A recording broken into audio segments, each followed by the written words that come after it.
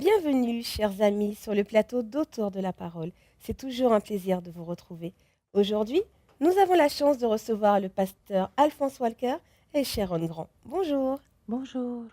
La leçon de la semaine porte sur l'Évangile et l'Église. Le temple devrait être le lieu qui nous protège du caractère du monde. Dans Galates 6, versets 1 à 10, il y a une série de conseils pratiques pour la vie du croyant et sa relation avec les autres. Comment doit se comporter un chrétien? Nous démarrons notre leçon par la prière de Sharon. Notre tendre Père céleste, nous te sommes reconnaissants de cette bénédiction que tu nous accordes de méditer ta parole. Père, accompagne-nous durant ce moment de partage, que ton Saint-Esprit sente notre cœur. Accorde-nous ta sainte intelligence et que ta volonté s'accomplisse. C'est dans le bon nom de Jésus que nous t'en prions. Amen. Amen. Amen. Le verset de la semaine se trouve dans Galates chapitre 6 au verset 10. Ainsi donc, tant que nous en avons l'occasion, pratiquons le bien à l'égard de tous et surtout de nos frères dans la foi. Dieu dit: Heureux, vous qui partout semez le long des eaux. On trouve cela dans Ésaïe chapitre 32 au verset 20. Celui qui sème le long des eaux, c'est celui qui apporte sa collaboration partout où c'est nécessaire. Mieux encore, lorsque nous partageons les bénédictions de cette vie, celui qui les reçoit se prépare par la reconnaissance qui remplit son cœur à accepter les vérités spirituelles. C'est une moisson pour la vie éternelle. Alors, quelle doit être l'attitude du chrétien?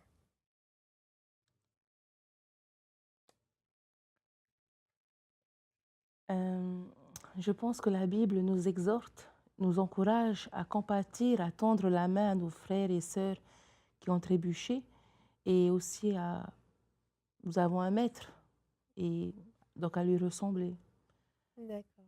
On veut tous croire que le croyant doit être parfait, même s'il y a de nombreuses occasions de chute. En disant cela, je pense à l'homme selon le cœur de Dieu, à David, qui pourtant était un homme spirituel et qui a chuté pourtant, qui a fauté. Donc cela arrive à tout chrétien? C'est sûr, parce que au commencement, notre foi, elle est encore, elle doit grandir, cette foi-là. Et la foi vient de ce qu'on entend, et de ce qu'on entend vient de la parole de Christ. Alors, au fur et à mesure, vous étudiez la parole, et vous allez maintenant connaître le Christ. Et connaître veut dire avoir foi en Christ. Mais le Christ te demande maintenant, si tu as reçu de moi, eh bien, tu dois aussi partager. Et c'est ça, et c'est notre mission, c'est d'apporter solution à ceux aussi qui sont dans le besoin. D'accord. Alors justement, tu voulais rajouter, Sharon? Oui, je voudrais juste rajouter un verset qu'on trouve dans Proverbes chapitre 24, versets 16 et 17, où on dit: Car 7 fois le juste tombe et il se relève, mais les méchants sont précipités dans le malheur. Ne te réjouis pas de la chute de ton ennemi et que ton cœur ne soit pas dans l'allégresse quand il chancelle.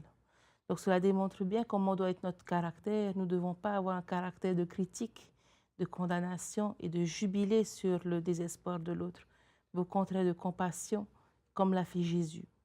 Eh bien, c'est tout à fait la réponse que j'attendais pour la seconde question. Quelle est So- l'attitude des chrétiens envers les frères et sœurs qui ont trébuché? Alors peut-être que tu veux rajouter quelque chose, pasteur. Comment on doit se comporter face à un frère qui, justement, a commis une faute, une erreur? Il faut savoir qu'au début, j'étais aussi comme ces personnes qui n'ont pas la foi. Alors, et finalement, la foi est venue par rapport à notre relation avec la parole et aussi avec le Christ. Et nous comportons après, le comportement doit changer par rapport à la parole, par rapport à notre relation avec Christ. Parce que notre relation avec Christ, c'est l'esprit que le Christ a promis: je ne vais pas vous laisser orphelin.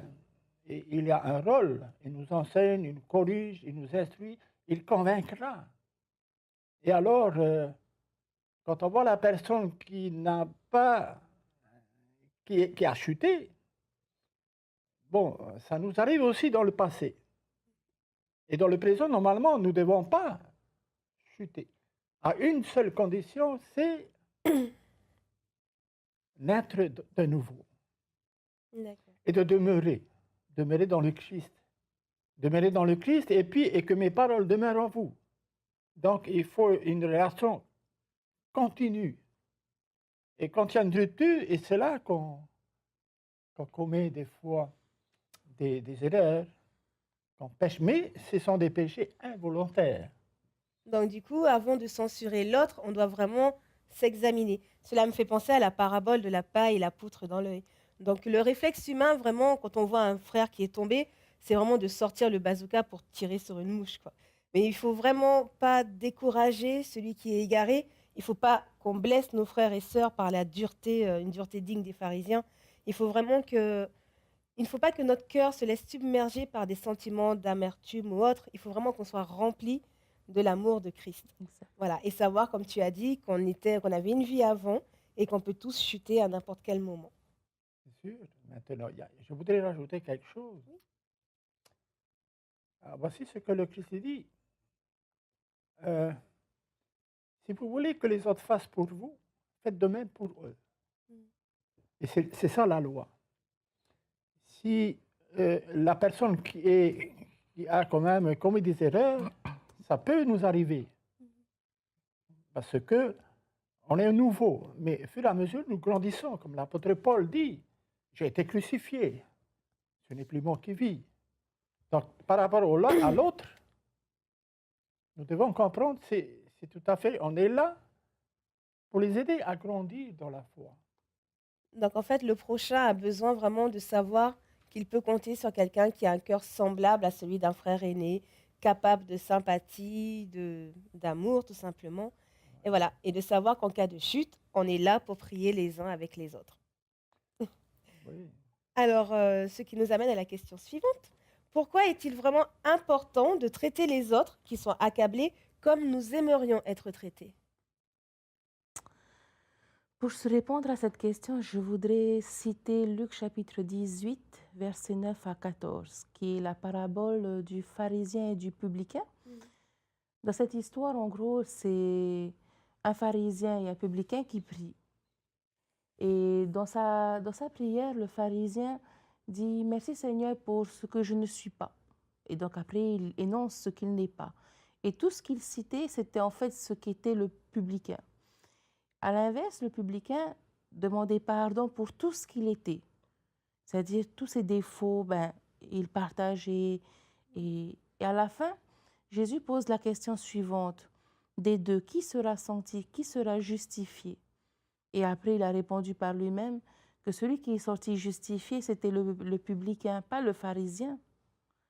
Donc, pour répondre à la question, pourquoi est-il particulièrement important de traiter les autres comme nous aimerions être traités? C'est parce que, tout simplement, lorsque nous chuterons, eh bien, nous n'aimerions pas avoir affaire à quelqu'un de mauvais, quelqu'un de dur, quelqu'un d'orgueilleux. Nous aimerions que les gens nous traitent avec compassion et qu'ils aient de l'empathie pour la souffrance que nous vivons. D'accord. Donc vraiment, on sait tous que la vie, quand même, c'est une lutte parfois douloureuse pour certains. Et il faut vraiment qu'on rencontre des personnes, comme tu as dit, qui ont une parole opportune, un regard de sympathie, un témoignage d'estime. Que vraiment chaque parole, chaque geste soit charitable et soit vraiment l'expression de l'amour de Christ pour l'humanité perdue. Et ça me rappelle le commandement, aimez-vous les uns les autres, tout simplement.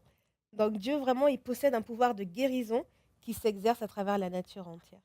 Et je voudrais juste rajouter une phrase, c'est lorsque nous parlons, eh bien, mettons, avant de parler, mettons Jésus d'abord. Parce que j'ai pu observer dans la vie que parfois certaines personnes veulent agissent comme ils voudraient être traités, mais la manière dont ils veulent être traités ne reflète pas ce que la parole dit. Donc, de certaine manière, ils pervertissent en fait ce geste de bonté, on va dire. Mais il est clair qu'on ne peut porter les fardeaux des autres, mais on peut Voilà, quand même apporter un mot doux, un mot sucré, comme je dis à mes élèves, qui va peut-être aider à supporter les fardeaux. tout à fait. Pasteur.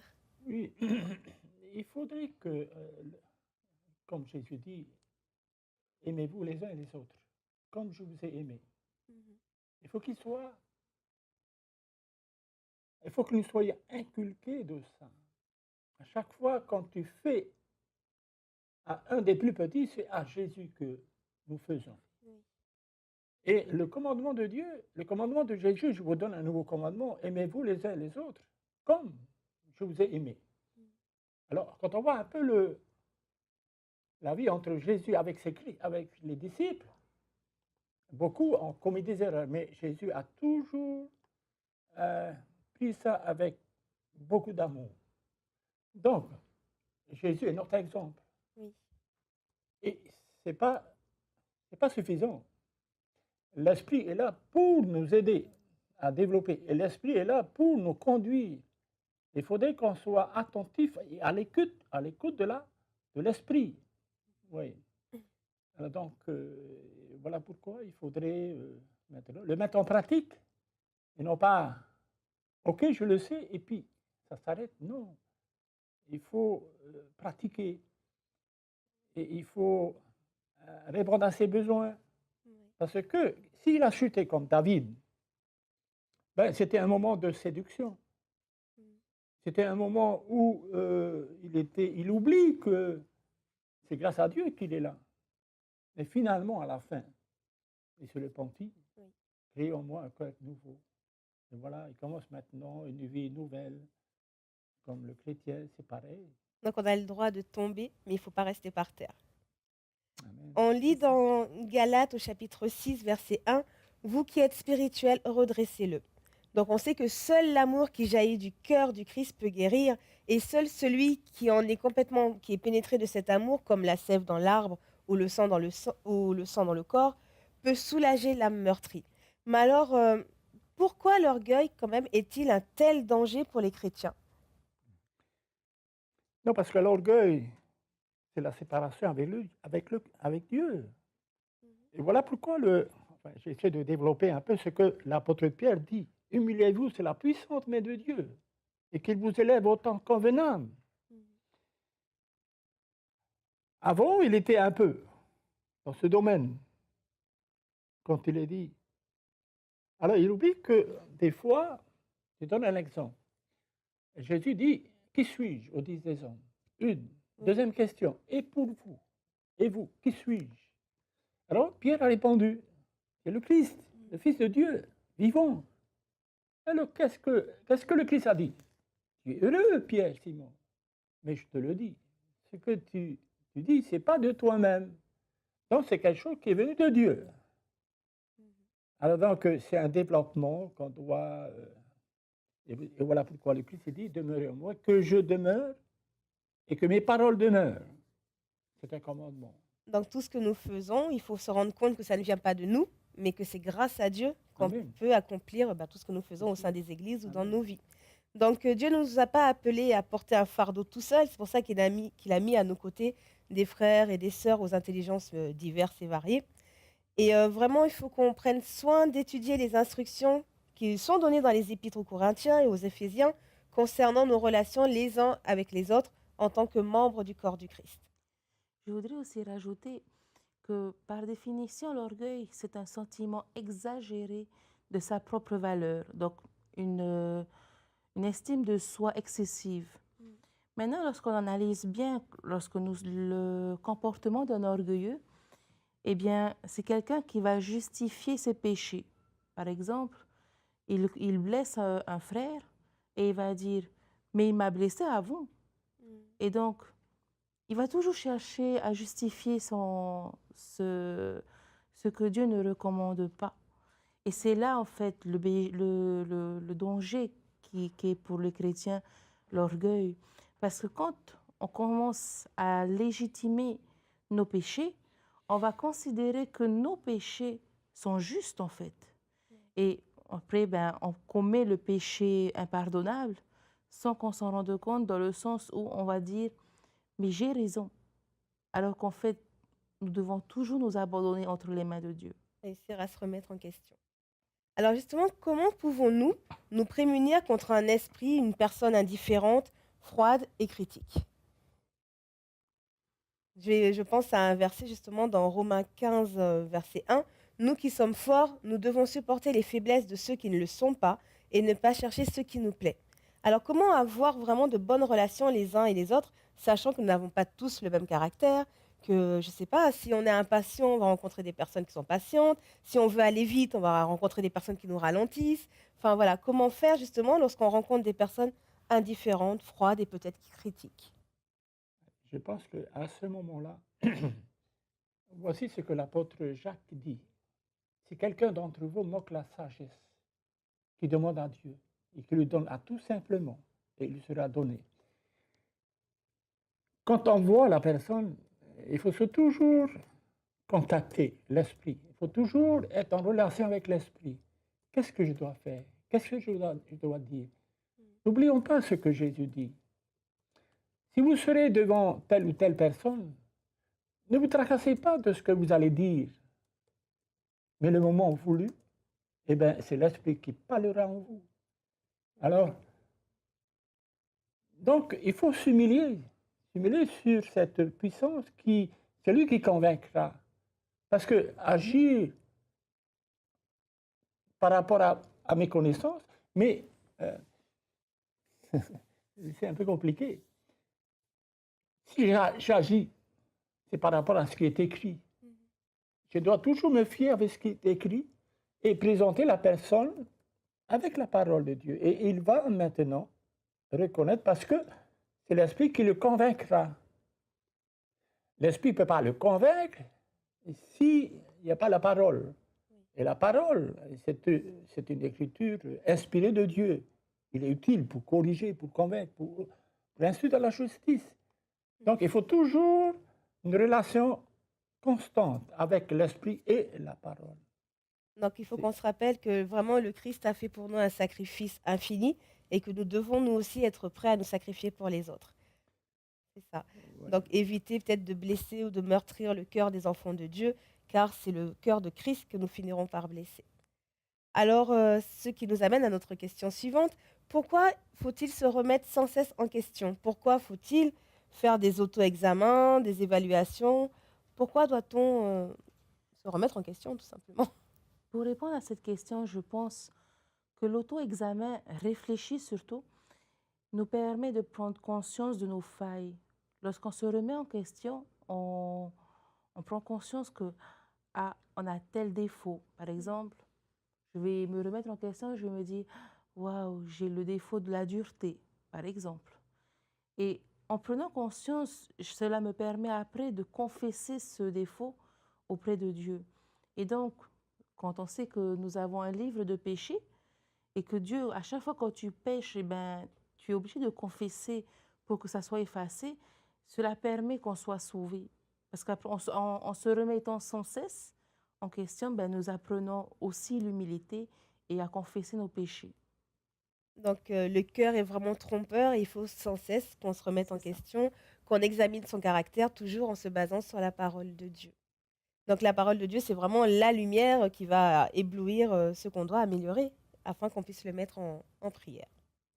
Et dans ce cas-là, l'Église peut peut-être servir à avertir, à conseiller, peut-être à adjurer, mais, mais l'Église ne peut contraindre personne de rester sur la bonne voie. Ça, c'est vraiment un travail entre soi et un travail avec Dieu surtout. Pasteur, tu attestes, c'est bon? C'est sûr, c'est sûr.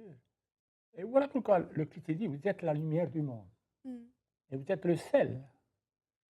La lumière, il éclaire. Il y a une condition. Il faut demeurer. Si tu ne demeures pas, il n'y a pas de lumière. C'est ça. Ouais. Alors donc, quand on parle, quand on essaie d'expliquer, il faut toujours se fier à ce qui est écrit. Ouais. Je donne un exemple pour les enfants d'Israël quand ils étaient à la limite de la terre promise. Pour pouvoir réussir, eh bien, la parole, il faut qu'il soit. Il faut que vous méditez jour et nuit, afin d'agir fidèlement. Quand il y a un dérapage, ça veut dire péché. Mm. Mais c'est un commandement. D'ailleurs, le verset suivant dit, ne t'ai-je pas donné cet ordre? Ne t'effraie point, ne t'épouvante point Je suis avec toi dans tout ce que tu entreprendras. Normalement, ce qui nous manque, c'est la sagesse. Et ici, l'orgueil est là, nous devons demander de l'enlever. Et ça, c'est très important. Parce que l'orgueil veut dire, oh, je n'ai pas besoin de toi. Bon. Et Donc pourtant, Dieu demander est là. l'humilité. Humiliez-vous, c'est la puissante main de Dieu. Il va t'aider, il va enlever. Il va remettre maintenant, et voilà pourquoi le fruit de l'esprit, c'est l'amour, la joie, la paix, la patience, la Tout ce que nous douceur. avons vu dans la leçon de la semaine dernière. Oui, c'est excellent. Donc vraiment, tout homme qui persiste à négliger la parole de Dieu doit porter son propre fardeau et répondre devant Dieu pour lui-même et du coup supporter les conséquences de sa conduite. Alors, comment aimer notre prochain va accomplir la loi de Christ? Bon, nous savons tous que nous sommes des créatures de Dieu, que Jésus est mort pour chacun d'entre nous, ce qui fait que nous sommes membres d'une seule famille, hein, sans distinction de race, de taille ou autre. Et comment aimer justement ce prochain qui est peut-être différent de nous? Tout d'abord, la parole est comme un miroir. Avant d'enlever la paille dans l'autre, il y a un poudre dans tes yeux. Tu dois l'enlever d'abord. Alors, on ne peut pas s'en apercevoir si tu ne prends pas le temps dans l'étude de la parole. Et ça, c'est un miroir. Avant d'aller vers ton frère, il faut une relation. Il faut connaître qu'est-ce que je vais apporter. Qu'est-ce que je dois faire? Alors, c'est à ce moment-là qu'on demande le Seigneur. Et c'est à ce moment-là, c'est l'Esprit qui va le convaincre, ce n'est pas nous. Et voilà pourquoi le Christ dit, si tu vois que ton frère a péché, tu vas tout seul, toi et lui, réconcilie-toi. Mais avant d'aller, le Christ dit, sans moi, vous ne pouvez rien faire. Alors donc, se fie à la parole, ne regarde pas ton frère comme un perdu, comme Pierre aussi, il dit, mais tu ne sais pas qu'on n'a pas de relation entre nous et vous. Alors, le Seigneur dit, non, ne regardez pas les autres comme impurs. Oui, on est, devant le Seigneur, on est tous pareils. Non, du Mais coup, nous avons la foi. Cette foi, mais ça dépend du pourcentage. Avec le temps, bon, ok, on devient après, comme l'apôtre Paul dit, ce n'est plus moi qui vis, c'est le Christ qui Christ. vit en moi. Donc on peut aller à Jésus tel que nous sommes et nous laisser aller totalement dans ses bras et savoir qu'il nous a acceptés comme il le promet. Et en fait, on n'a pas besoin de faire d'actions extraordinaires. Dieu nous aime tel que nous sommes et nous devons juste lui faire confiance, avoir une foi humble et venir à lui tout simplement. Il a dit d'ailleurs, qu'on ne va pas chercher sa face en vain. Donc on le trouvera toujours si on le cherche. Et en apprenant à aimer Dieu, celui qui aime Dieu aimera son prochain.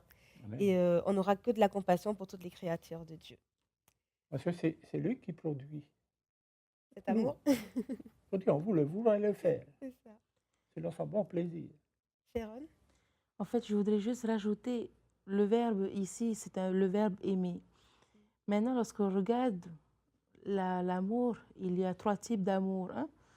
Tu as l'amour philéo, tu as l'amour érotique, et tu as l'amour agapé. Et quand on dit comment aimer notre prochain complète-t-il la loi de Christ, il faut savoir que ce n'est pas par l'amour érotique ni par l'amour philéo que nous pouvons accomplir, la loi de Christ. C'est par l'amour agapé. Mais l'amour agapé, nous, dans notre état de pécheur, dans notre état d'être humain, nous n'avons pas accès. C'est un don de Dieu de pouvoir aimer de l'amour agapé. Parce que nous, l'amour qui est dans notre chair, on va dire, ce sont ces 2 amours, amour philo et agapé. Ils sont tous 2 des amours de seconde main. Dans le sens où ce sont des amours où, quand on est contrarié, on peut vite changer de casquette. De l'amour, on passe à la haine et vice-versa. Alors que l'amour agapé, on est capable de se sacrifier même pour un ennemi. Donc, c'est par ça, en fait, qu'on voit que aimer notre prochain de l'amour agapé, c'est ce qui accomplit la loi de Christ, parce que c'est comme ça qu'il nous a rachetés. Donc nous devons devenir des collaborateurs avec Dieu et d'un cœur sincère, vraiment aimer notre prochain. C'est ça. Donc qui est notre prochain? C'est tout Mais le bon, ça monde. c'est un autre débat. Donc c'est vraiment toute la famille humaine, c'est vraiment tout ce que Dieu a formé, a créé, et nous devons vraiment représenter cet amour que, dont a fait preuve notre C'est un Créateur. commandement. Oui, c'est un C'est un commandement. commandement. Alors voilà, on est déjà au terme de notre émission, hein. Donc si la loi de Christ est accomplie dans notre vie, nous prendrons soin de ceux qui sont tombés et qui sont accablés. Nous reconnaîtrons nos propres faiblesses et nous nous soumettrons humblement à tout élément de preuve de la vérité, de peur de devenir spirituellement orgueilleux et aveugles. La preuve de la présence de Dieu parmi son peuple se trouve dans la manifestation de l'Esprit de Christ dans l'Église. Cela se remarque dans la façon dont le pardon et la restauration s'étendent à ceux qui ont commis une erreur, dans la façon dont ils s'aident mutuellement dans les épreuves et dans les actes intentionnels de bonté partagée, non seulement entre eux, mais aussi avec les infidèles. C'est le mot de la fin, le temps imparti est malheureusement terminé, mais merci à notre pasteur et merci à Sharon. Merci à vous de nous avoir suivis. Nous vous donnons rendez-vous pour un prochain numéro d'Auteur de la parole et nous vous laissons avec un texte de Madame Ellen White pris dans Jésus-Christ à la page 805. Merci, Nana.